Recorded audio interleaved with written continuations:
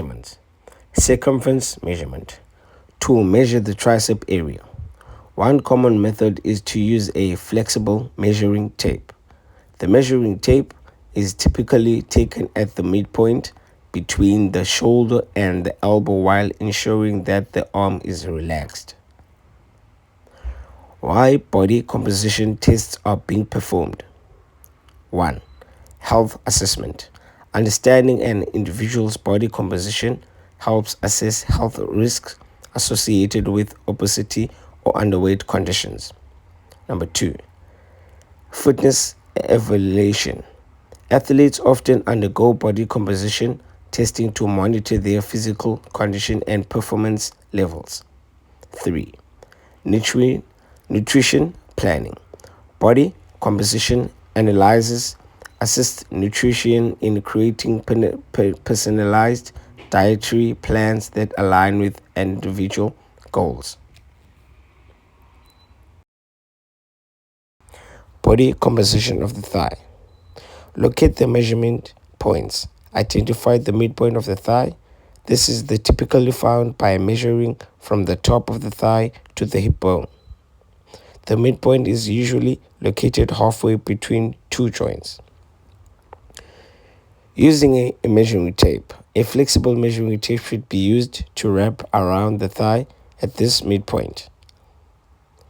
Record the measurement. Take note of where the tape meets itself and record this measurement in centimeters or inches depending on your preference. BMI, body mass index. To check the body mass index, you must first check the weight. As we can see, the weight is 70.3 kgs. Secondly, we check the height. To check the height, take any flat object, then you put on top of the individual. Next to it, you draw a mark. From the mark, you take a flexible measuring tape.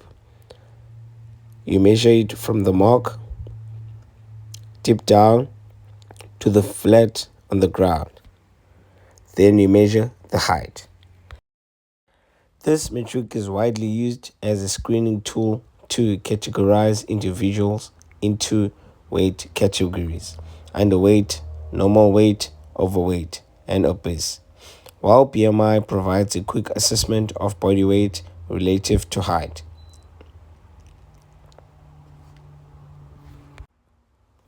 The limitations of the body mass index: accurate assessment of health risk, monitoring changes over time, enhanced performance metrics.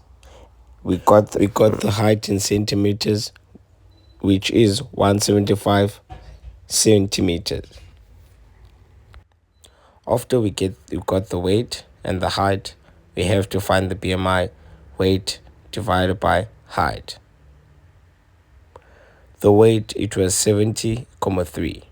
The height, it was 1.75, which is our BMI final answer is 40.18. Blood pressure. Understanding blood pressure. Blood pressure is a vital sign that measures the force of blood against the walls of arteries as the heartbeat pumps it around the body. It is expressed in millimeters of mercury and is recorded with two numbers, systolic and diastolic pressure. The systolic pressure, the first number, measures the pressure in arteries when the heart beats, while the diastolic pressure, the second number, measures the pressure in the arteries when the heart rests between beats. Measuring resting blood pressure. Number 1, preparation. Ensure that the individual being measured is calm and relaxed. They should sit quietly for at least 5 minutes before measuring. Comfortable chair with their back supported, feet flat on the floor. Number 2, equipment. Use a calibrated blood pressure cuff and a stethoscope. Number 3, positioning.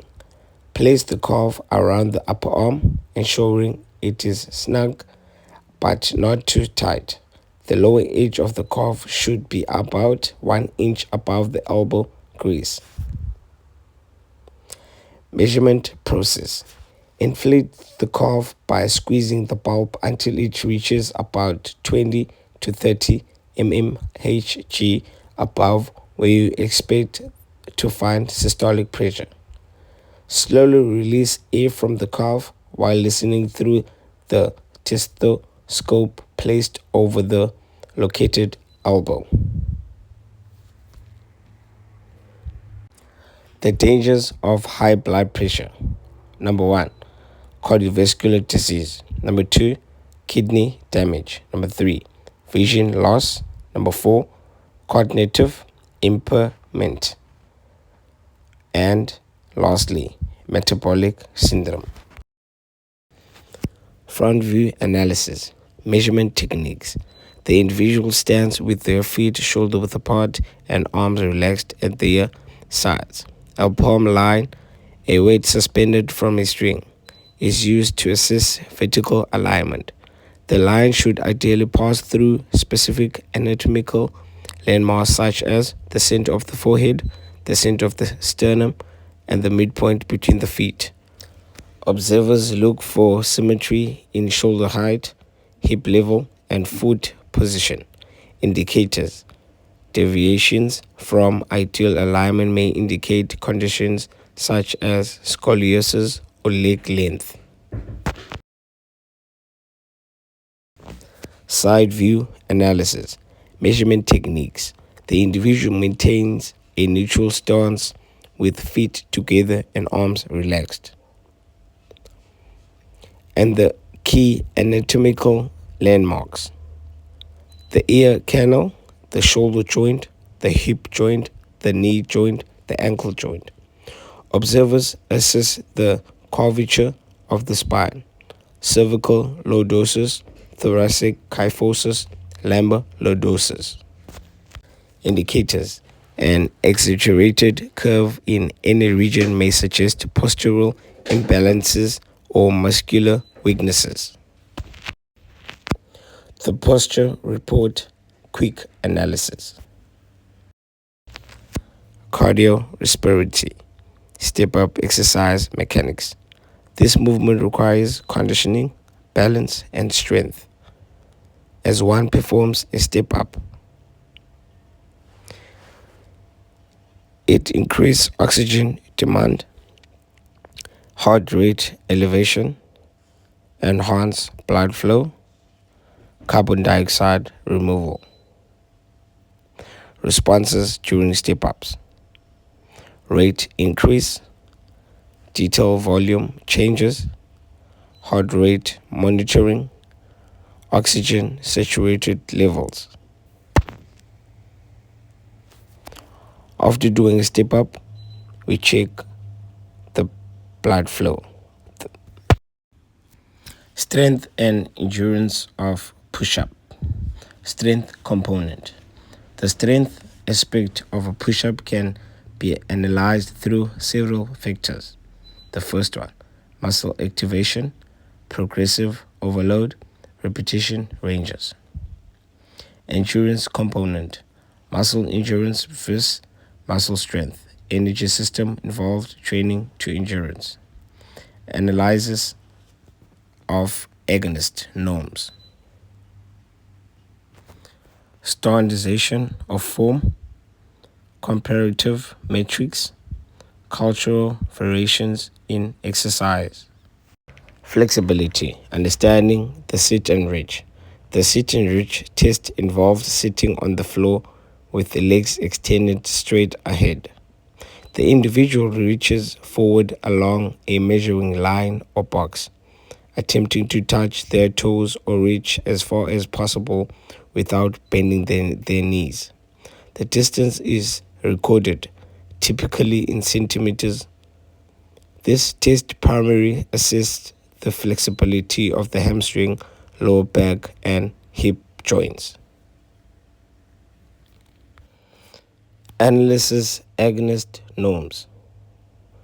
First one, children. Generally higher flexibility scores compared to adults due to their developing muscular skeleton system. Second one, adults. Indicates the males typically score slightly lower than the females. Thirdly, older adults.